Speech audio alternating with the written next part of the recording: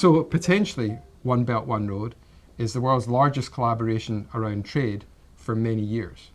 I say potentially, because the question many people ask is, what is going to take to move from theory to reality? And that question has many parts in form of an answer. One part is the right financing. That is beginning to be put in place in terms of the public financing through things such as the Asian Infrastructure Investment Bank, through the New Development Bank, and through the Silk Road Investment Fund.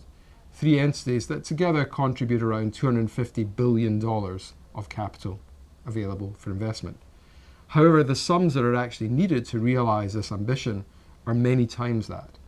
If you draw an analogy with the Marshall Plan, the reinvigoration of Europe after the Second World War, we're talking about 12 times the size of investment if the ambition is to be realized. So there's a lot packed into these words, One Belt, One Road, and there's a lot that needs to happen from theory to reality. There are plenty of skeptics around this because China is now seen as a very emerging superpower in the world. There is a lot of geopolitics at work here around the intentions of China, around how aggressive China is going to be, around its own political ambitions. There is definitely a camp that would view this as a foreign policy outreach by China and would see it in a geopolitical context of a re-emerging China asserting itself on the global stage. There's another group that would see it as a trading opportunity. And so if you look, for example, at ASEAN, and you look at the way in which the Southeast Asian governments are responding, you've got places like Malaysia, Indonesia that see this as a huge opportunity both for infrastructure investment in Indonesia's case and trading opportunities perhaps in Malaysia's case.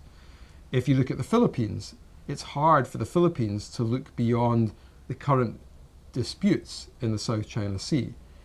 And if they can look beyond that, and if the new president and regime feel that there is an opportunity here to do so, then for the Philippines, there is an opportunity again to take this and export more product along the shipping routes and the trading routes.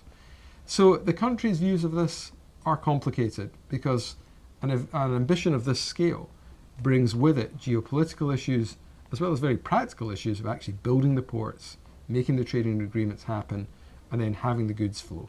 The challenges are there. It's very, very obvious. I think everyone recognizes it. The people who can actually see a bit the future, right, and can visualize, what this is going to mean for our business. I think that's going to be very important. Those who are more positive-minded, those who are going to seize opportunity, are going to make the most out of it.